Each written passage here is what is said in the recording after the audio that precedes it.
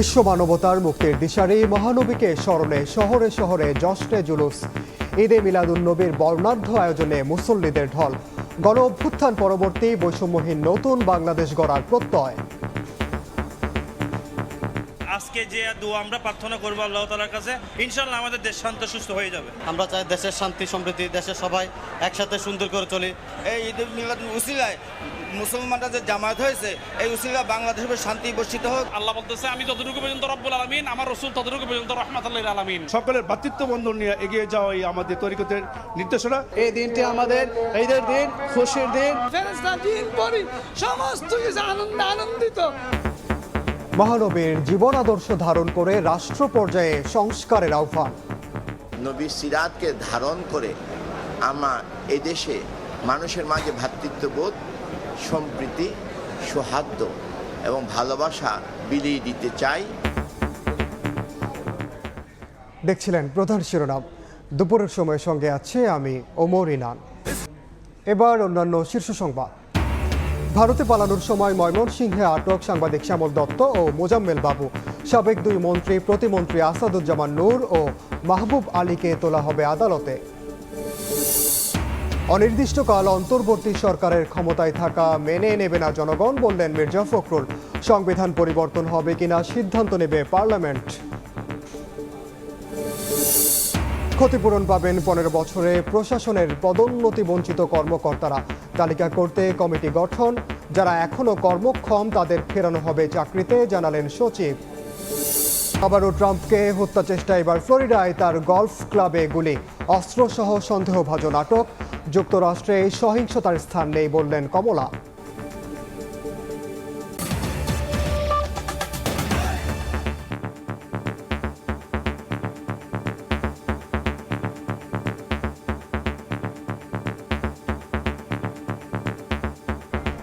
লাখো নবীপ্রেমী ও তারুণ্যের অংশগ্রহণে চট্টগ্রামে হয়ে গেল জশ্নে জুলুসের বর্ণাঢ্য র্যালি। বিশ্বনবীর পৃথিবীতে আগমন উপলক্ষে আঞ্জুমানে রহমানিয়া আহমদিয়া সুন্নিয়া ট্রাস্টের আয়োজনে এবারের 52তম জুলুস জনসমুদ্রে পরিণত হয়। গণ অভ্যুত্থান পরবর্তী বৈষম্যহীন নতুন বাংলাদেশ গড়ার পাশাপাশি দেশে দেশে যুদ্ধ বিগ্রহ বন্ধ সহ বিশ্ব শান্তি প্রতিষ্ঠায় রাসূলের আদর্শ অনুসরণের আহ্বান জানান ইসলামী চিন্তাবিদরা। আশরাফুল আলম মামুনের ক্যামেরায় শফিকুল আলমের রিপোর্ট।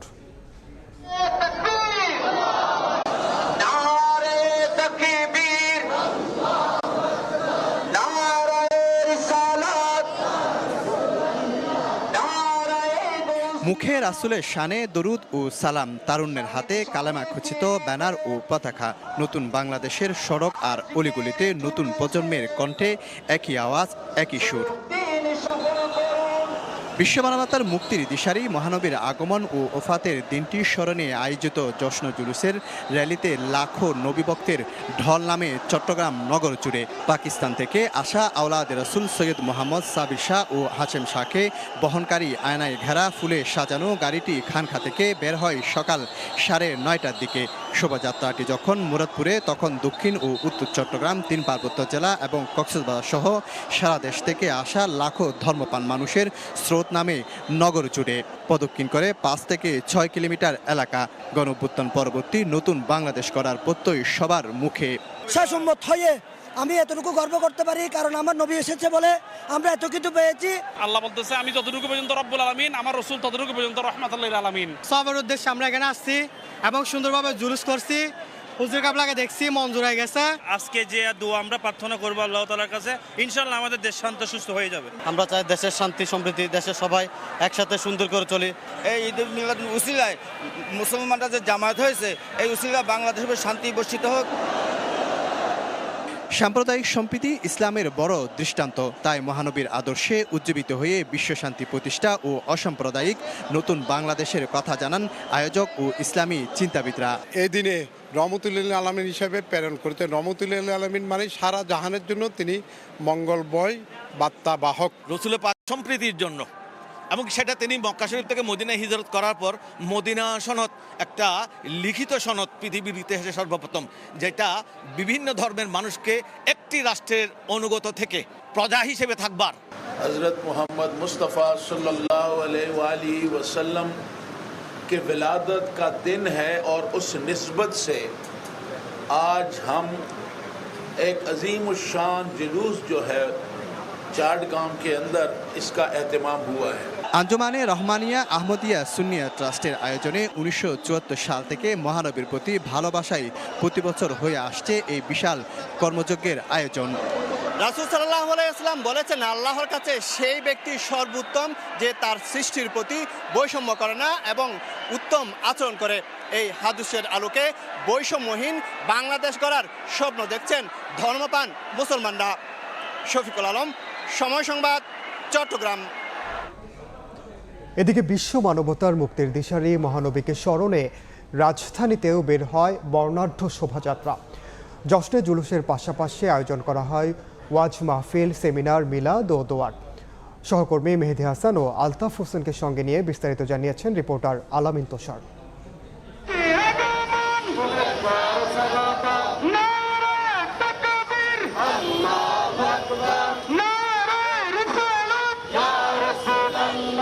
কেউ পায়ে হেঁটে, কেউ মোটর সাইকেলে, আবার কেউ ট্রাক কিংবা পিকআপে ঐতিহ্যবাহী জশ্নে জুলুসে অংশ নিলেন বিভিন্ন শ্রেণী পেশার নানা বয়সী মানুষ।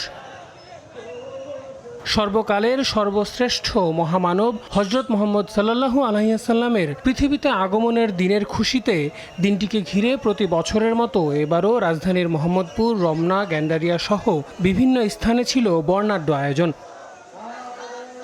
যে মহানবীকে সৃষ্টি না করলে মহান আল্লাহ তাআলা এই জগতের কিছুই সৃষ্টি করতেন না, সেই রহমত ও শান্তির নবীর উসিলায় যেন সমগ্র পৃথিবীতে শান্তি বিরাজ করে, এমনটাই প্রত্যাশা জুলুসে অংশগ্রহণকারীদের। বলছিলেন নবীর প্রেমে সিক্ত হয়ে নিজের জীবনে এক অন্যরকম প্রশান্তি খুঁজে পান তারা। নিয়ামত এবং রহমত আমরা পেয়েছি, তার শুকরিয়া আদায়ের জন্য আমরা আজকে আনন্দ মিছিল জশ্নে জুলুস বের করেছি। বাংলাদেশ সহ প্রায় 152টি দেশে পবিত্র ঈদে মিলাদুন নবী সাল্লাল্লাহু আলাইহি ওয়াসাল্লাম আমরা পালন করছি। নূর নবী, দয়ার নবী, মায়ের নবীর আগমন আজকে, এই দিনে আমরা জুলুস করব, আমরা সবাই আনন্দিত হব। রাসূল সাল্লাল্লাহু আলাইহি ওয়াসাল্লাম আসার কারণে আমাদের প্রতি রহমত সৃষ্টি হয়েছেন। সমস্ত কিছু আনন্দিত, এই জন্য আমরা আজকে জুলুসে আপনি আগমন করেছি। আজকে জুলুস সফল হোক, এটা আমরা কামনা করি। এদিনের মহত্ব যার জন্য সেই মহামানবের জীবন আদর্শ ব্যক্তি, সমাজ ও রাষ্ট্র পরিচালনায় মেনে চলার আহ্বান শেষ রাসূলের উত্তরসূরিদের। সঙ্গে সবার মতের গুরুত্ব দেওয়া এবং মতবিরোধ হলেই বিশৃঙ্খলা সৃষ্টির শিক্ষা ইসলাম দেয় না বলেও সবাইকে মনে করিয়ে দেন তারা। বৈষম্যহীন সমাজ এবং রাষ্ট্র ব্যবস্থার প্রতিষ্ঠার মাধ্যমে ওনার আগমন হয়েছিল।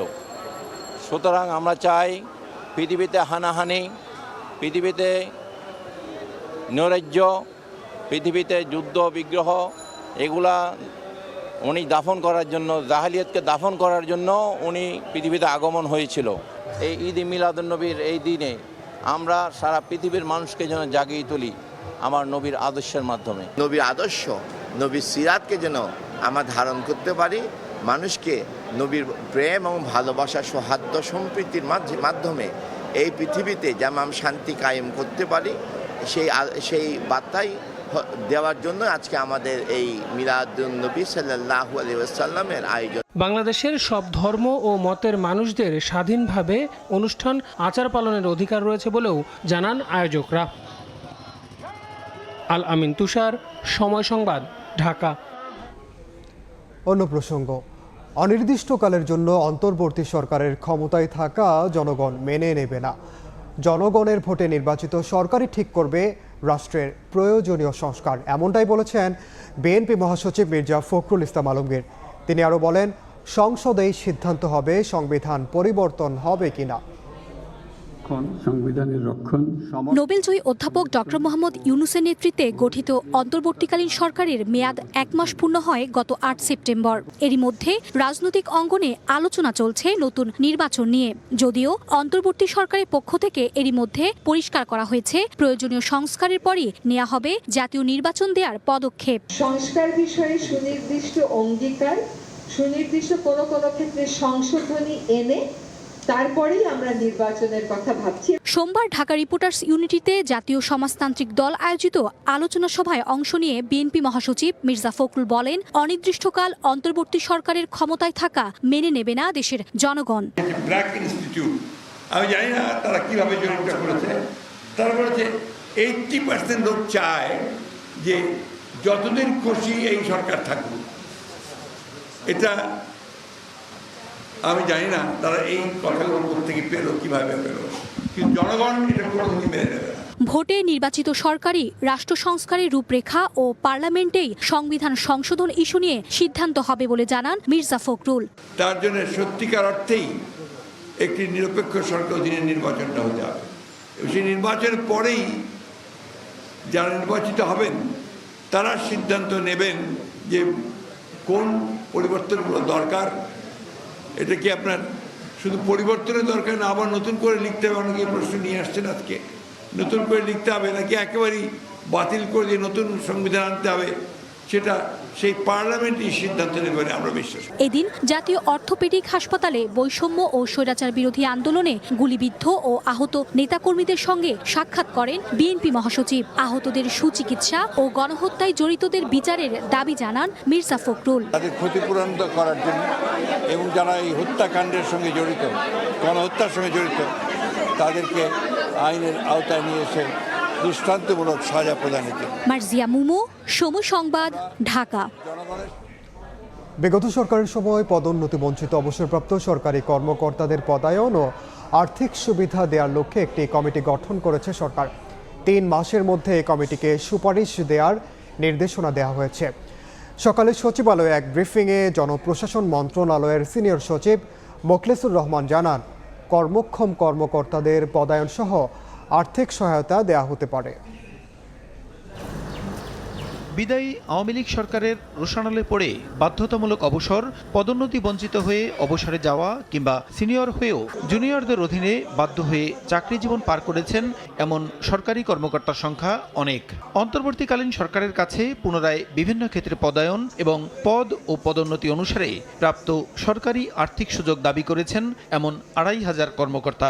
বঞ্চিত এসব অবসরপ্রাপ্ত কর্মকর্তার ব্যাপারে যৌক্তিক সিদ্ধান্ত নিতে সাবেক অর্থ সচিব জাকির আহমেদ খানকে প্রধান করে এরই মধ্যে একটি কমিটি গঠন করেছে সরকার। 2009 থেকে গত 4 আগস্ট পর্যন্ত পদোন্নতি বঞ্চিত এমন কর্মকর্তাদের বিষয়ে তথ্য নিয়ে কমিটি 3 মাসের মধ্যে সুপারিশ দেবে বলে জানিয়েছেন জনপ্রশাসন মন্ত্রণালয়ের সিনিয়র সচিব। কমিটির সাথে আরও 4 জন কর্মকর্তাকে দেওয়া হয়েছে, তারা অতিরিক্ত সচিব লেভেলের 4 মন্ত্রণালয়ের। একটা হলো জনপ্রশাসন মন্ত্রণালয়, একটা ক্যাবিনেট ডিভিশন, আরেকটা হলো অর্থ মন্ত্রণালয়, আরেকটা হলো আইন মন্ত্রণালয়। 2009 সাল থেকে 4 আগস্ট 2024 এই পিরিয়ডের মধ্যে যারা বঞ্চিত হয়েছেন নানানভাবে ইত্যাদি, তাদের বিষয়গুলি কেস টু কেস বিবেচনা করে সরকারকে সুপারিশ করবে কাকে কোন জায়গায় নেওয়া যায়। গোয়েন্দা তথ্য এবং তাদের কর্মজীবন পর্যালোচনার ভিত্তিতে কর্মক্ষম অবসরপ্রাপ্ত কর্মকর্তাদের নানা ক্ষেত্রে পদায়ন ও আর্থিক সুবিধা দেওয়া হতে পারে বলেও জানান তিনি। নিয়মিত চাকরিতে থাকলে এই পদে যেতে পারতাম, এতদিনে এই পদে আমি ফাইন্যান্সিয়াল বেনিফিট পেতাম। আমি পেনশনে চলে গেছি, পেনশনের সময় পিআরএলে আমার যে অ্যামাউন্টটা এটা বেড়ে যেত। এই কমিটি যেভাবে সুপারিশ করবে ওইভাবেই পাবে। 2500 মধ্যে আমিও একজন, তা আমাকে তো যে কোনো কারণে নিয়ে আসছে। সরকার যদি মনে করে কাউকে ফিট থাকে, সব দিক দিয়ে ঠিক আছে, এনএসআই রিপোর্ট ঠিক আছে, তাহলে তাদেরকে আমার মনে হয় সরকার কাজে লাগাবে। জনপ্রশাসন মন্ত্রণালয় কমিটিকে প্রয়োজনীয় সাচিবিক সহায়তা দেবে বলেও জানান সিনিয়র সচিব মোখলেসুর রহমান। সাচিবিক সহায়তা জনপ্রশাসন মন্ত্রণালয়। প্রসূন আশিস, সময় সংবাদ, ঢাকা। ময়মনসিংহের সীমান্ত এলাকা থেকে সাংবাদিক শ্যামল দত্ত, মোজাম্মেল বাবু সহ 4 জনকে আটক করা হয়েছে। পুলিশ জানায়, ভোরে ধোবাউড়া উপজেলার দক্ষিণ মাইজপাড়া ও পোড়া কান্দুলিয়া সীমান্তের মাঝামাঝি এলাকায় দিয়ে একটি প্রাইভেট কারে করে ভারত প্রবেশের চেষ্টা করছিলেন সাংবাদিক শ্যামল দত্ত, মোজাম্মেল বাবু। এ সময় স্থানীয়রা প্রাইভেট কারের চালক সহ 4 জনকে আটক করে। পরে পুলিশ গিয়ে তাদের থানা হেফাজতে নেয়।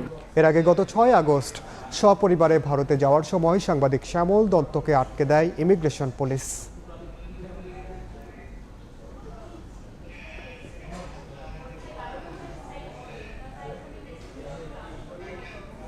এ বিষয়ে বিস্তারিত জানাতে এই মুহূর্তে ময়মনসিংহ পুলিশ সুপারের কার্যালয়ের সামনে আছেন সহকর্মী ওবায়দুল হক। সরাসরি যাচ্ছি তার কাছে। ওবায়দুল, সাংবাদিক শ্যামল দত্ত এবং মোজাম্মেল বাবু সহ 4 জনকে এখনও কিন্তু থানা হেফাজতে রাখা হয়েছে। তবে কিছুক্ষণ আগে ঢাকার একটি পুলিশের টিম কিন্তু ধোবাউড়া থানায় প্রবেশ করেছেন এবং তারা পুলিশের ময়মনসিংহের যারা ঊর্ধ্বতন কর্মকর্তা রয়েছেন, এডিশনাল পুলিশ সুপার, গোয়েন্দা পুলিশ সহ থানা পুলিশ এবং ঢাকার টিম, তারা কিন্তু এই মুহূর্তে ধোবাউড়া থানায় তাদেরকে জিজ্ঞাসাবাদ করছেন। আমরা যেটি জানতে পেরেছি, তারা মূলত এই ধোবাউড়া সীমান্ত দিয়ে ভারতে প্রবেশের জন্যই এই ধোবাউড়া এসেছিলেন। তাদের কাছে দুজনের কাছেই পাসপোর্ট পাওয়া গেছে। তাদের সঙ্গে ছিলেন রিপোর্টার মাহবুবুর রহমান এবং প্রাইভেট কার চালক সেলিম। তো তাদেরকে জিজ্ঞাসাবাদ করা হয়েছে। সকাল 6টা থেকে আসলে তারা থানা হেফাজতে রয়েছেন। এরপরে ঢাকার একটি মামলায় তাদেরকে গ্রেফতার দেখানো হবে। এই জন্য ঢাকার যে তেজগাঁও জোনের গোয়েন্দা পুলিশ সহ যারা সেই মামলার তদন্তকারী কর্মকর্তা, তারা কিন্তু কিছুক্ষণ আগে ধোবাউড়া থানায় এসে পৌঁছেছেন এবং থানায় প্রবেশ করেছেন। আমরা যেটি জানতে পেরেছি যে এখান থেকে কিছুক্ষণের মধ্যেই কিন্তু তাদেরকে ঢাকার উদ্দেশ্যে রওনা দেওয়া হবে। তো এর আগে আমরা যেটি জানতে পেরেছি যে গতকাল রাত 11টার দিকে তারা ময়মনসিংহে আসেন এবং ময়মনসিংহ থেকে রিপোর্টার মাহবুব সহ তারা ধোবাউড়ায় যান। মূলত প্রাইভেট কারটি নিয়ে ধোবাউড়ায় গোয়াতলা বাজারে গিয়ে আসলে তারা থামেন। সেখান থেকে মুশফিক এবং রাজু নামে 2 যুবকের সঙ্গে তারা চুক্তি করেছিলেন তাদেরকে সীমানা পার করে দেওয়ার জন্য। তারা সেখান থেকে গাড়ি থেকে নামিয়ে তারা মোটরসাইকেলে আসলে তাদেরকে নিয়ে যাওয়া হয়। তো ওই কয়েকজন যুবক তাদেরকে মূলত যারা চুক্তি করেছিল, যাদের সঙ্গে চুক্তি করা হয়েছিল, তারাই মূলত তাদেরকে আটকে দিয়েছে বলে আমরা জানতে পেরেছি এবং তাদেরকে বেশ মারধরও করা হয়েছে বলে আমরা জানতে পেরেছি এবং তাদের কাছে যে টাকা পয়সা, মোবাইল ছিল সেগুলো ছিনিয়ে নেওয়া হয়েছে। পরবর্তীতে ভোর 6টার দিকে এলাকাবাসী থানায় খবর দিলে থানার পুলিশ আসলে তাদেরকে উদ্ধার করে। পরবর্তীতে থানা হেফাজতে রাখা হয়েছে। থানার যে গেট রয়েছে সেই গেটটিও বন্ধ করে দেওয়া হয়েছে যাতে বাইরে থেকে কেউ প্রবেশ করতে না পারে। কিছুক্ষণ আগে যে ঢাকা থেকে পুলিশের টিম এসেছেন এবং তারা এই মুহূর্তে কথা বলছেন এবং যে মামলায় তাদেরকে গ্রেফতার দেখানো হবে সেই মামলা নিয়ে আসলে আইনি প্রক্রিয়া যেটি রয়েছে সেটি সম্পূর্ণ করে তারা ঢাকায় নিয়ে যাবেন বলে আমরা জানতে পেরেছি। তো এই ছিল আসলে ময়মনসিংহ থেকে সর্বশেষ। সরাসরি যুক্ত ছিলাম ময়মনসিংহ। এদিকে সাবেক বিমান প্রতিমন্ত্রী মাহবুব আলী ও সাবেক সংস্কৃতি মন্ত্রী আসাদুজ্জামান নূরকে গ্রেফতার করেছে পুলিশ। রোববার রাতে রাজধানীর সেগুনবাগিচা ও বেইলি রোড এলাকা থেকে তাদের গ্রেফতার করে ঢাকা মহানগর গোয়েন্দা পুলিশ। বিমান প্রতিমন্ত্রী মাহবুব আলীকে কোন মামলায় গ্রেফতার করা হয়েছে তা জানা যায়নি। তবে তার বিরুদ্ধে ছাত্র জনতার গণ আন্দোলনে গুলি চালিয়ে হত্যার অভিযোগে একাধিক মামলা রয়েছে। একাদশ জাতীয় সংসদ নির্বাচনে হবিগঞ্জ 4 আসনে সংসদ সদস্য নির্বাচিত হন মাহবুব আলী। প্রতিমন্ত্রী হওয়ার পর তার বিরুদ্ধে ব্যাপক অনিয়ম দুর্নীতির অভিযোগ ওঠে। এদিকে সাবেক সংস্কৃতি মন্ত্রী আসাদুজ্জামান নূর মিরপুর থানার একটি মামলার এজাহারভুক্ত আসামি। সরকারের নির্দেশ মেনে 3 সেপ্টেম্বরের মধ্যে বরিশালে লাইসেন্সধারী 197টি আগ্নেয়াস্ত্রের মধ্যে জমা পড়েছে 192টি। তবে লাইসেন্স স্থগিত হওয়ার পরও আগ্নেয়াস্ত্র জমা দেননি সাবেক সিটি মেয়র সাদেক আবদুল্লাহর ছোট ভাই আশিক আবদুল্লাহ সহ 5 জন। এসব অস্ত্র উদ্ধারে মাঠে নেমেছে প্রশাসন। সচেতন মহলের দাবি দ্রুত অস্ত্রগুলো উদ্ধারের। পুলিশ জানায় অবৈধ অস্ত্র উদ্ধারের পাশাপাশি যারা বৈধ অস্ত্র জমা দেননি তাদের বিরুদ্ধে নেওয়া হবে আইনগত ব্যবস্থা। শাকিল মাহমুদের তথ্য ও সুজয় দাসের ছবিতে রিপোর্ট। আওয়ামী লীগের 15 বছরের শাসনামলে দেয়া সব আগ্নেয়াস্ত্রের লাইসেন্স স্থগিত করে গত 3 সেপ্টেম্বরের মধ্যে গোলা বারুদ সহ আগ্নেয়াস্ত্রগুলো জমা দেওয়ার নির্দেশ দিয়েছিল সরকার। এর মধ্যে যারা জমা দেননি তাদের বিরুদ্ধে ব্যবস্থা নেওয়ার উদ্যোগ নিয়েছে প্রশাসন। বরিশাল জেলা প্রশাসনের তথ্য মতে 2009 সালের 6 জানুয়ারি থেকে 2024 সালের 5 আগস্ট পর্যন্ত বরিশালে 197টি আগ্নেয়াস্ত্রের লাইসেন্স দেওয়া হয়। সম্প্রতি লাইসেন্স করা অস্ত্রগুলো জমা দেওয়ার নির্দেশ দেওয়া হলেও এখনও মহানগর এলাকার 5টি অস্ত্র জমা পড়েনি। সময় পার হয়ে যাওয়ায় অস্ত্র উদ্ধারের অভিযানে নেমেছে যৌথ বাহিনী। যে লাইসেন্সগুলো স্থগিত করা হয়েছে এর বিপরীতে আগ্নেয়াস্ত্র নির্ধারিত সময়ের মধ্যে যারা জমা দেন নাই, এর পাশাপাশি কিন্তু এমনি অবৈধ অস্ত্র এবং বিভিন্ন বাহিনীর থেকে যেসব অস্ত্র পাওয়া গেছে সেগুলো উদ্ধারের এই বিষয়ে 3টি বিষয় নিয়েই যৌথ অভিযানের নির্দেশনা আছে। সেই আলোকে যৌথ অভিযান চলমান আছে। পুলিশের তথ্য মতে সেনাবাহিনীর পদ থেকে অব্যাহতি পাওয়া আলোচিত মেজর জেনারেল জিয়াউল আহসান সহ 3 জন অস্ত্র জমা দিয়েছেন বরিশালের বাইরে। তবে এখনও জমা পড়েনি সাবেক সিটি মেয়র সাদেক আবদুল্লাহর ছোট ভাই ও জেলা আওয়ামী লীগের সদস্য আশিক আবদুল্লাহ সহ মোট 5 জনের আগ্নেয়াস্ত্র। অবৈধ অস্ত্র উদ্ধারের পাশাপাশি যারা বৈধ অস্ত্র জমা দেননি তাদের বিরুদ্ধে আইনগত ব্যবস্থা নেওয়ার কথা জানায় পুলিশ। যে কোনো মাধ্যমে অস্ত্রগুলো উদ্ধার করে থানায় জমা রাখাটা প্রয়োজন, তো আমরা সেভাবে যোগাযোগ করে যাচ্ছি এবং আইনি কাঠামোর মধ্যে থেকে পরবর্তীতে তাদের বিরুদ্ধে সিনিয়রদের নির্দেশনা যে আইনগত ব্যবস্থা নেওয়া হবে। বরিশাল মেট্রোপলিটন পুলিশের তথ্য মতে ৩ সেপ্টেম্বর পর্যন্ত অস্ত্র জমা পড়েছে ৯২টি। সময় সংবাদ, বরিশাল। জুলাই গণ অভ্যুত্থানে আহত ও নিহতদের পরিবারের দায়িত্ব নেওয়ার দাবি জানিয়েছেন লড়াকু ২৪ নামের একটি সংগঠন। সকালে জাতীয় প্রেস ক্লাবে সংবাদ সম্মেলনে অন্তর্বর্তী সরকারের কাছে দাবি জানায় সংগঠনটি। তাদের দাবি, জুলাই গণ অভ্যুত্থানে আহত অনেকে এখনও বিভিন্ন হাসপাতালে চিকিৎসাধীন আছেন। তাদের অনেকে সংসারের একমাত্র উপার্জনক্ষম ব্যক্তি, তাদের দায়িত্ব সরকারকেই নিতে হবে। এ সময় সংগঠনের সহযোদ্ধারা আরও জানান, স্বাস্থ্য খাতের অব্যবস্থাপনা, দুর্নীতি ও হয়রানির অবসান করে জনমুখী স্বাস্থ্য খাত গড়ে তুলতে হবে। একই সঙ্গে আইন শৃঙ্খলা রক্ষা বাহিনীর সংস্কারে দ্রুত পদক্ষেপ নিতে অন্তর্বর্তীকালীন সরকারের প্রতি আহ্বান জানান তারা।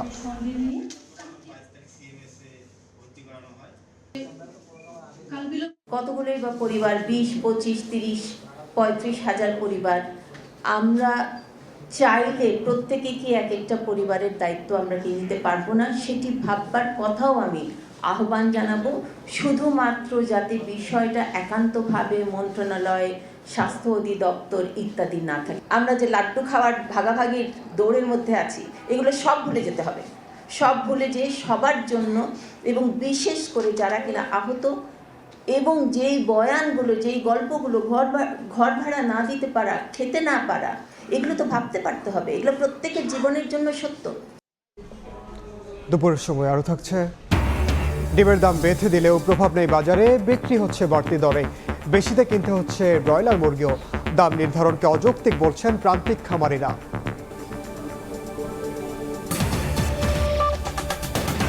উপকূলীয় এলাকায় নেই মনিটরিং নেটওয়ার্ক সিস্টেম। আকস্মিক বন্যার আগাম তথ্য দিতে পারছে না বন্যা পূর্বাভাস ও সতর্কীকরণ কেন্দ্র। তথ্যের অভাবে দুর্যোগে বছরে ক্ষতি হচ্ছে প্রায় ৩০,০০০ কোটি টাকার সম্পদের। দুর্যোগপ্রবণ দেশ হওয়ায় উন্নত প্রযুক্তি ব্যবহারের পরামর্শ আবহাওয়া বিশেষজ্ঞদের। কাজল আব্দুল্লাহর রিপোর্টে বিস্তারিত।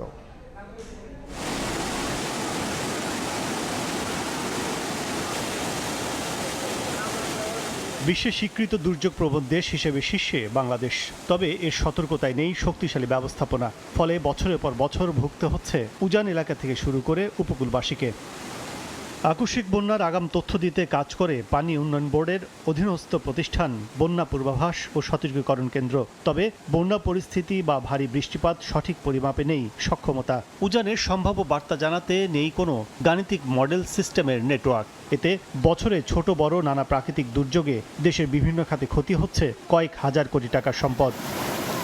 সম্প্রতি ভারতের ত্রিপুরার গজলডোবায় ভারী বৃষ্টিতে ৪০ বছরের মধ্যে স্মরণকালের ভয়াবহ আকস্মিক বন্যায় বিপর্যস্ত হয়ে পড়ে ফেনী, নোয়াখালী সহ চট্টগ্রাম অঞ্চল। আবহাওয়া দফতর ও বন্যা পূর্বাভাস কেন্দ্র থেকে ৩ দিন আগেই ১৬ আগস্ট এক আগাম বার্তায় ভারী বৃষ্টি ও বন্যার পূর্বাভাস দিলেও তাতে ছিল না সম্ভাব্য বিস্তৃত এলাকা বা ক্ষতির পরিমাণের তথ্য।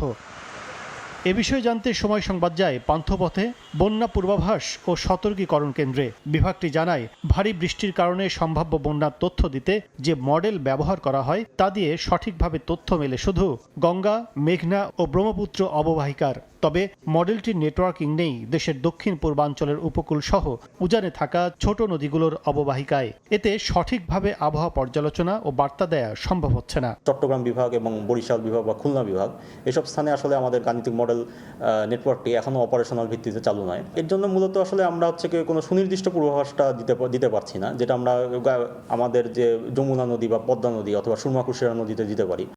বাংলাদেশ পরিসংখ্যান ব্যুরো BBS এর তথ্য বলছে, দুর্যোগে বছরে বাংলাদেশের ক্ষতি হচ্ছে গড়ে ৩০,০০০ কোটি টাকার সম্পদের। ক্ষয়ক্ষতি কমাতে উন্নত প্রযুক্তিগত সক্ষমতা বাড়ানোর পরামর্শ বিশেষজ্ঞদের। পূর্বাভাস ব্যবস্থাটা আবহাওয়া অধিদপ্তর প্রস্তুত করেন, এটা অটোমেটিকলি স্বয়ংক্রিয়ভাবে খুবই দ্রুত চলে যেতে হবে ফ্লাড ফোরকাস্টিং ওয়ার্নিং সেন্টারের কাছে, যাতে তারা অতি অল্প সময়ে লেটেস্ট বৃষ্টির তথ্যটা পায়। পার্শ্ববর্তী দেশের বৃষ্টির পূর্বাভাসটা আমাদের তৎক্ষণাৎ পেতে হবে, আমাদের নিজস্ব ক্যাপাসিটিও ইমপ্রুভ করতে হবে। আবহাওয়া অধিদপ্তরের পূর্বাভাস, পানি উন্নয়ন বোর্ডের বন্যা সতর্কবার্তা এবং দুর্যোগ মোকাবিলায় দুর্যোগ ব্যবস্থাপনা বিভাগের সমন্বয়েও গতি আনার তাগিদ সংশ্লিষ্টদের। কাজল আব্দুল্লাহ, সময় সংবাদ, ঢাকা। 3 নম্বর সতর্ক সংকেত। সমুদ্র সৈকতে বেড়াতে আসা পর্যটকদের গোসল করতে নামায় নিষেধাজ্ঞা হিসেবে বালুচরে ওড়ানো হয়েছে একাধিক লাল নিশানা। এরপরও ঝুঁকি নিয়ে সাগরের পানিতে দাপিয়ে বেড়াচ্ছেন অনেকে। এই মুহূর্তে সৈকতের লাবণী পয়েন্টে আছেন সহকর্মী সুজাউদ্দিন রুবেল। সরাসরি যাচ্ছি তার কাছে। রুবেল, কি জোয়ার কি ভাটা, কোনো কিছুই মানছে না পর্যটকরা। বর্তমানে কক্সবাজারে সাগর উত্তাল রয়েছে, 3 নম্বর সতর্ক সংকেত। এই সতর্ক সংকেতের মাঝেও কিন্তু পর্যটকরা যে সাগরের উত্তাল ঢেউ, সেই উত্তাল ঢেউয়ের মাঝে সমুদ্র স্নান করছে। বিশেষ করে আমরা প্রতিটি পয়েন্টে যে লাল পতাকা রয়েছে, সেই লাল পতাকা টাঙিয়ে দেওয়া হয়েছে এবং পাশাপাশি এখানে বিচ কর্মী রয়েছে, বিচ কর্মীর পাশাপাশি লাইফগার্ড কর্মী রয়েছে। তারা প্রতিনিয়ত কিন্তু মানুষজনকে সতর্ক করছে, কিন্তু সেই সতর্কতা না মেনেই কিন্তু আমরা লক্ষ্য করছি মানুষজন, যারা পর্যটকরা যারা এসেছে তারা কিন্তু সমুদ্র স্নান করছে। বিশেষ করে লাইফগার্ড কর্মীরা তারা এবং বিচ কর্মীরা মাইকিং করছে, তারা যাতে হাঁটু পরিমাণ পানির নিচে না যায় পর্যটকদের, সেভাবে নির্দেশনা দিচ্ছে, কিন্তু সেই নির্দেশনা মানছেন না। আমরা লাইফগার্ড কর্মীর যে সুপারভাইজার রয়েছে সিফাত, তার সঙ্গে কথা বলেছিলাম। তিনি যে বিষয়টি বলছে, লাবণী, কলাতলী এবং সুগন্ধা পয়েন্টে বর্তমানে 20,000 পর্যটক রয়েছে। তারা অনেকেই বালিয়াড়িতে বসে রয়েছে, আবার 10,000-এর মতো অনেকেই সমুদ্র স্নান করছে। এই সকাল থেকে যে সমুদ্র স্নান, সেটি অনবরত সমুদ্র স্নান করছে, কিন্তু মানুষজনকে যে বারবার সতর্ক করছে সেই সতর্কতা মানছেন না, সেই বিষয়টি বলছে। এই 3টি পয়েন্টে লাল পতাকা টাঙানোর পরও হাঁটু পরিমাণ পানির নিচে যাতে না যায় সেজন্য লাইফগার্ড কর্মী 27 জন লাইফগার্ড কর্মী রয়েছে। তারা সিসেফ লাইফগার্ডের 27 জন কর্মী কিন্তু তারা সকাল যে 7টা থেকে তাদের যে দায়িত্ব, সেটি সন্ধ্যা 7টা পর্যন্ত তারা অনবরত করে থাকেন বলে আমাদেরকে জানিয়েছেন।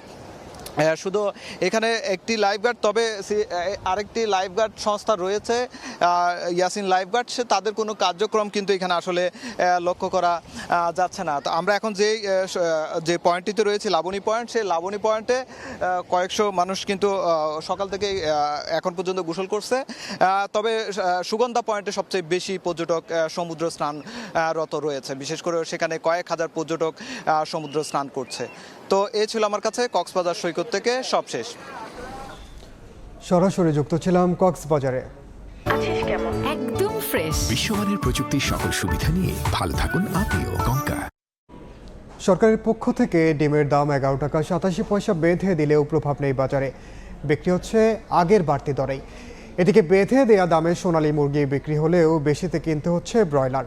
প্রাণী সম্পদ অধিদপ্তরের দাম নির্ধারণকে অযৌক্তিক মনে করছেন প্রান্তিক খামারিরা।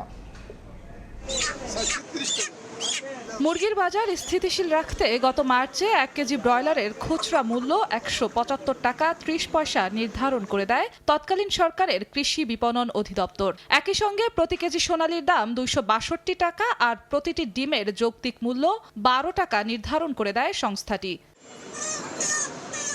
6 মাস পরে এসে ডিম মুরগির দাম আবার নির্ধারণ করল নতুন অন্তর্বর্তী সরকার। এবার প্রতি কেজি ব্রয়লারের খুচরা মূল্য নির্ধারণ করে দিল 179 টাকা 59 পয়সা। সোনালী মুরগির দাম 269 টাকা 64 পয়সা আর প্রতিটি ডিমের দাম 12 টাকা থেকে কমিয়ে 11 টাকা 87 পয়সা নির্ধারণ করে দিল প্রাণী সম্পদ অধিদপ্তর। রোববার দাম নির্ধারণের পর সোমবার সকালে রাজধানীর কারওয়ান বাজারে গিয়ে দেখা যায় নির্ধারিত দামের চেয়ে বেশি টাকা দিয়ে ব্রয়লার ও ডিম কিনতে হচ্ছে ভোক্তাকে।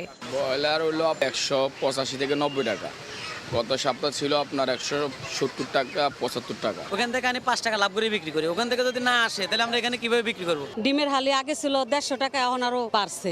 আশা করছিলাম দাম কমবো তত্ত্বাবধায়ক সরকার আসাতে, তো সেই তুলনায় দাম দেখতেছি আরো বাড়তেছে। প্রান্তিক খামারিদের সংগঠন বিপিএ বলছে এমন অযৌক্তিক দাম নির্ধারণের কারণে বাজার আরো অস্থিতিশীল হয়ে উঠতে পারে। একই সঙ্গে সংগঠনটির প্রশ্ন, 168 টাকা 91 পয়সায় যে ব্রয়লার বিক্রি করবেন খামারি, তা কয়েক হাত বদল হয়ে কিভাবে 179 টাকা 59 পয়সায় বিক্রি করবেন খুচরা বিক্রেতা? বাজারে এটা মূল্য নির্ধারণ কাজে আসবে না, এটা বাজারকে আরো অস্থির করে তুলবে, এটা বাজারের সাথে সামঞ্জস্য নয়। যদিও রোববার দেয়া প্রাণী সম্পদ অধিদপ্তরের বিজ্ঞপ্তিতে বলা হয়, কৃষি বিপণন অধিদপ্তর, প্রাণী সম্পদ অধিদপ্তর এবং পোল্ট্রি সংশ্লিষ্ট বিভিন্ন সংগঠন ও প্রতিষ্ঠানের নেতাদের সমন্বয়ে গঠিত জয়েন্ট ওয়ার্কিং গ্রুপের মতামতের ভিত্তিতে ডিম ও মাংসের যৌক্তিক দাম নির্ধারণ করা হয়েছে। জিন্নাত আরা জশওয়া, সময় সংবাদ, ঢাকা। 12 মাসের প্রায় 3 মাসেই নানাভাবে নদী সাগরে মাছ শিকারে নিষেধাজ্ঞা থাকে। মাছের প্রজনন উৎপাদন বাড়াতে সরকার নির্দিষ্ট সময়ে মাছ শিকার বন্ধ রাখার ঘোষণা দিলেও প্রতিবেশী দেশ ভারত ও মিয়ানমারে ওই সময়ে চলে অবাধে মাছ শিকার। জেলেদের অভিযোগ, কাঙ্ক্ষিত সুফল তো মেলেই না, বরং বাংলাদেশ ক্ষতিগ্রস্ত হয়। অপূর্ব অপর রিপোর্টে বিস্তারিত। মাছের সুষ্ঠু প্রজনন, উৎপাদন বৃদ্ধি, সামুদ্রিক মৎস্য সম্পদ সংরক্ষণ ও মাইলিশ রক্ষা এবং টেকসই মৎস্য আহরণে বছরে 2 দফা মাছ শিকারে সরকার নিষেধাজ্ঞা জারি করে। তবে মাছ ধরার নিষেধাজ্ঞার সময়সীমা নির্ধারণ নিয়ে জেলেদের রয়েছে অভিযোগ।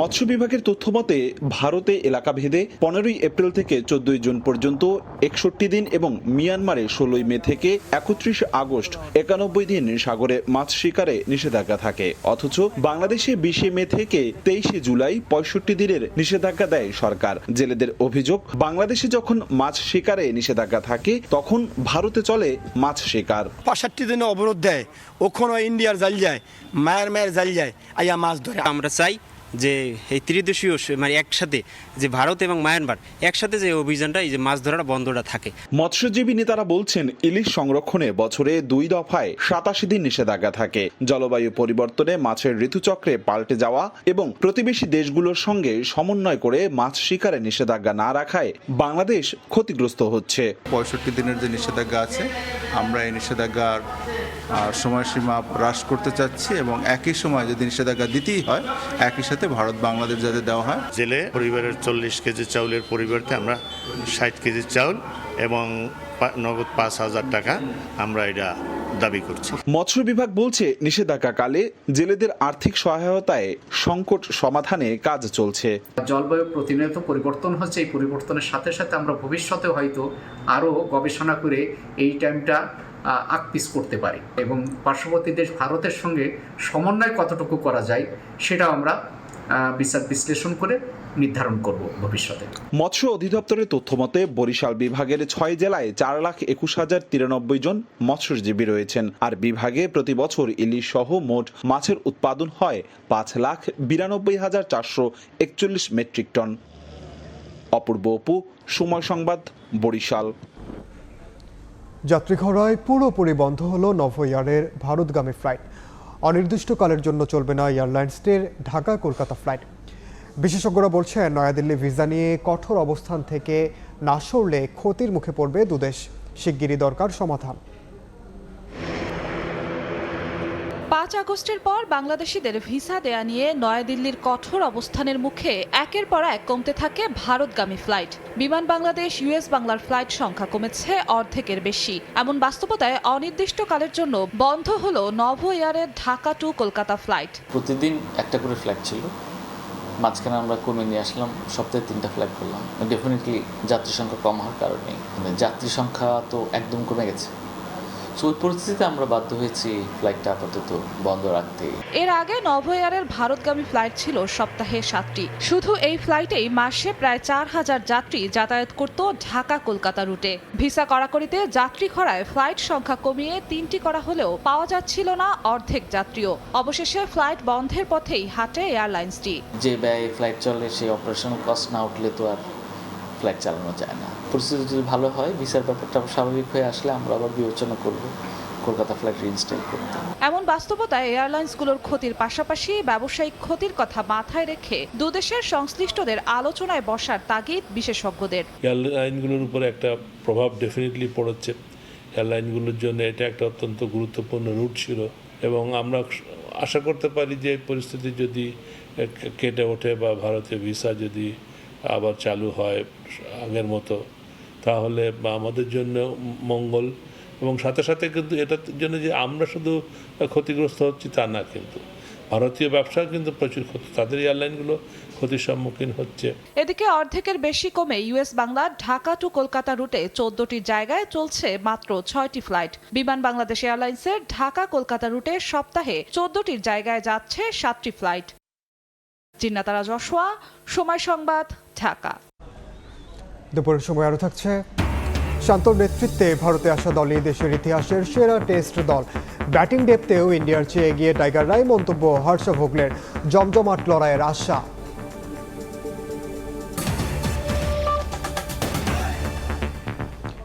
দেশের বাইরের খবর, আবারও সাবেক মার্কিন প্রেসিডেন্ট ডোনাল্ড ট্রাম্পকে হত্যা চেষ্টা হয়েছে। এবার যুক্তরাষ্ট্রের ফ্লোরিডায় ট্রাম্পের গলফ ক্লাবের কাছে গুলির ঘটনা ঘটে। তবে সাবেক প্রেসিডেন্ট নিরাপদে আছেন। অস্ত্রসহ সন্দেহভাজন বন্দুকধারীকে আটক করেছে নিরাপত্তা বাহিনী। হামলার ঘটনা তদন্তে এরই মধ্যে কাজ শুরু করেছে কেন্দ্রীয় তদন্ত সংস্থা FBI। যুক্তরাষ্ট্র থেকে আরও জানাচ্ছেন হাসানুজ্জামান সাকি। ঘটনাস্থল ফ্লোরিডার ওয়েস্ট পাম বিচ। রোববার সাপ্তাহিক ছুটির দিনে দুপুরে নিজ গলফ ক্লাবে খেলছিলেন ডোনাল্ড ট্রাম্প। এ সময় সাবেক প্রেসিডেন্টের নিরাপত্তায় নিয়োজিত সিক্রেট সার্ভিসের সদস্যরা খেয়াল করেন গলফ ক্লাবের সীমানা প্রাচীরের বেড়া দিয়ে এক ব্যক্তি বন্দুকের নল ঢোকাচ্ছেন। সঙ্গে সঙ্গে তাকে লক্ষ্য করে গুলি চালায় সিক্রেট সার্ভিস। মুহূর্তেই পুরো গলফ ক্লাব জুড়ে আতঙ্ক ছড়িয়ে পড়ে। ট্রাম্পকে ঘিরে রাখেন, নিরাপদ স্থানে সরিয়ে নেওয়া হয়। আসন্ন প্রেসিডেন্ট নির্বাচনে রিপাবলিকান প্রার্থী ডোনাল্ড ট্রাম্প সুস্থ আছেন বলে জানিয়েছে তার প্রচারণা শিবির। এদিকে ফ্লোরিডার মার্টিন কাউন্টি শেরিফের দপ্তর জানিয়েছে মহাসড়ক ইন্টারস্টেট 95-এ তারা একটি গাড়ি থামিয়ে সন্দেহভাজন একজনকে আটক করেছে। তাদের ধারণা গুলি বর্ষণের ঘটনায় এই ব্যক্তি জড়িত থাকতে পারেন। অন্যদিকে ট্রাম্পকে হত্যা চেষ্টা করা হয়েছে বলে ধারণা করছে মার্কিন গোয়েন্দা সংস্থা FBI। এরই মধ্যে তদন্ত শুরুর কথা জানিয়েছে সংস্থাটি। ঘটনার পর হোয়াইট হাউস জানিয়েছে প্রেসিডেন্ট জো বাইডেন এবং ভাইস প্রেসিডেন্ট কমলা হ্যারিস দুজনকেই ঘটনা সম্পর্কে জানানো হয়েছে। ট্রাম্প নিরাপদ আছেন বলে তারা স্বস্তি প্রকাশ করেছেন। যুক্তরাষ্ট্রে সহিংসতার কোনো স্থান নেই বলে মন্তব্য করেছেন আগামী নির্বাচনে ডেমোক্র্যাট প্রেসিডেন্ট প্রার্থী কমলা। 2 মাস আগে পেনসিলভেনিয়া অঙ্গরাজ্যে ট্রাম্পকে হত্যার চেষ্টা করা হয়। এ সময় একটি গুলি তার ডান দিকের কান ছুঁয়ে যায়। ওই ঘটনায় ট্রাম্প সামান্য আহত হন এবং অনেকটা অলৌকিকভাবে প্রাণে বেঁচে যান। এরপর থেকে ট্রাম্পের নিরাপত্তা জোরদার করা হয়েছে। খোলা জায়গায় জনসভার সময় তিনি এখন বুলেট প্রুফ কাচের পেছন থেকে ভাষণ দেন। হাসানুজ্জামান সাকি, সময় সংবাদ, যুক্তরাষ্ট্র। বাংলাদেশের মানুষ ভারতে অনুপ্রবেশ করছে বলে অভিযোগ করেছেন দেশটির প্রধানমন্ত্রী নরেন্দ্র মোদী। রোববার ঝাড়খণ্ডে এক জনসভায় অংশ নিয়ে এই দাবি করেন তিনি। একই সঙ্গে ক্ষমতাসীন ঝাড়খণ্ড মুক্তি মোর্চা বাংলাদেশি ও রোহিঙ্গা অনুপ্রবেশকারীদের সহায়তা করছে বলেও অভিযোগ করেন তিনি। রোববার ভারতের পূর্বাঞ্চলীয় রাজ্য ঝাড়খণ্ডের জামশেদপুরের গোপাল ময়দানে পরিবর্তন মহারালি নামে বিজেপির এক জনসভায় যোগ দেন দেশটির প্রধানমন্ত্রী নরেন্দ্র মোদী। নিজের বক্তব্যে রাজ্যটির বিভিন্ন সমস্যা তুলে ধরেন তিনি। এ সময় বাংলাদেশি ও মিয়ানমারের রোহিঙ্গাদের বিরুদ্ধে ঝাড়খণ্ডে অনুপ্রবেশ করার অভিযোগ করেন মোদী। सच्चाई ये है कि जेएमएम के लोग बांग्लादेशी और रोहिंग्या घुसपैठियों के साथ खड़े हैं। এদিকে আবারও আলোচনায় এক দেশ এক নির্বাচন। ভারতীয় সংবাদ সংস্থা PTI এক সূত্রকে উদ্ধৃত করে জানিয়েছে মোদির তৃতীয় মেয়াদেই এই পদ্ধতি চালু করতে সক্রিয় কেন্দ্রীয় NDA জোট সরকার। এই সংস্কারমূলক পদক্ষেপের সব দলই সমর্থন জানাবে বলে আশাবাদী তিনি। এই নির্বাচনী ব্যবস্থা চালু করার বিষয়ে বিজেপি অনেকদিন ধরে আগ্রহী। গত মাসে লালকেল্লায় ভারতের স্বাধীনতা দিবসের অনুষ্ঠানে বক্তৃতা করার সময়ও এই প্রসঙ্গে কথা বলেন প্রধানমন্ত্রী মোদী। সে সময় তিনি যুক্তি দিয়ে বলেন, ঘন ঘন নির্বাচন দেশের উন্নয়নে প্রতিবন্ধকতা তৈরি করে। যদিও এই ব্যবস্থার সমালোচনা করছে বিরোধী রাজনৈতিক দলগুলো। রাহানুল রানা, সময় সংবাদ। খবর, শান্তর অধিনায়কত্বে বাংলাদেশের এবারের দলটাই টাইগারদের ক্রিকেট ইতিহাসের সেরা টেস্ট স্কোয়াড। এ দলের ব্যাটিং ডেপথ এবং বোলিং বৈচিত্র্য অন্য যে কোনো সময়ের চেয়ে অনেক বেশি ভালো বলে মন্তব্য করেছেন ভারতের জনপ্রিয় ধারাভাষ্যকার হর্ষা ভোগলে। বাংলাদেশের ব্যাটিং লাইন আপকে ভারতের চেয়েও এগিয়ে রেখেছেন তিনি। যদিও টেস্ট সিরিজ জয়ের জন্য বাংলাদেশ নয় হর্ষার ফেভারিট টিম ইন্ডিয়া, তবে বাংলাদেশের কাছ থেকে লড়াই আশা করেন ভোগলে। আইসিসি ইভেন্ট কিংবা দ্বিপাক্ষিক সিরিজ, প্রতিপক্ষ যখন ভারত তখন বাংলাদেশের ম্যাচ ঘিরে থাকে বাড়তি আগ্রহ। তবে এবার টাইগারদের হালকাভাবে নেয়ার কোনো সুযোগ নেই মেন ইন ব্লুদের। ভারতের বিপক্ষে সিরিজ সামনে রেখে চেন্নাইয়ে এখন টিম টাইগার। দেশ ছাড়ার আগে দলের আত্মবিশ্বাস নিয়েও সন্তুষ্টি প্রকাশ করেছেন লাল সবুজ অধিনায়ক। বাংলাদেশ ক্রিকেটের একজন শুভাকাঙ্ক্ষী ভারতের জনপ্রিয় ধারাভাষ্যকার হর্ষা ভোগলে।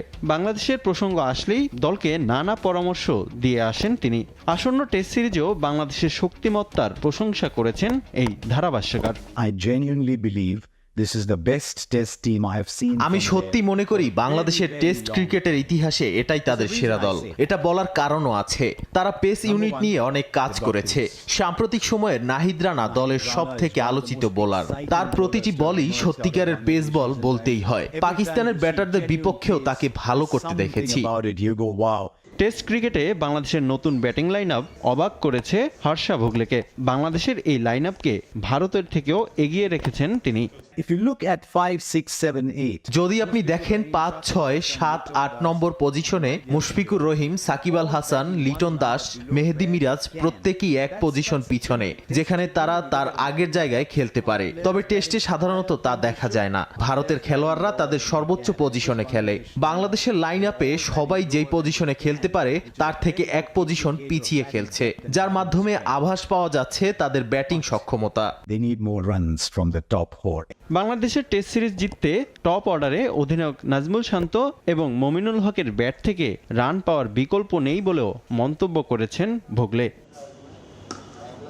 রিফাতুল ইসলাম মিরন, সময় সংবাদ। এ পর্যায়ে শীর্ষ সংবাদগুলো জানিয়ে দিচ্ছি আরেকবার।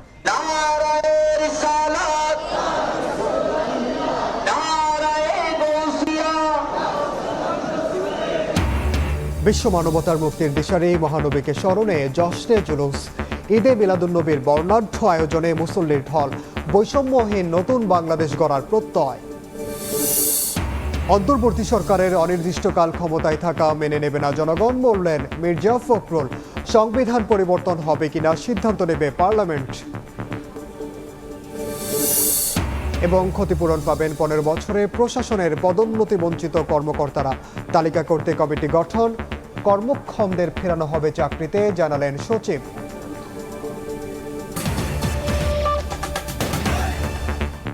এই ছিল দুপুরের সময়, সঙ্গে থাকুন সময়ের।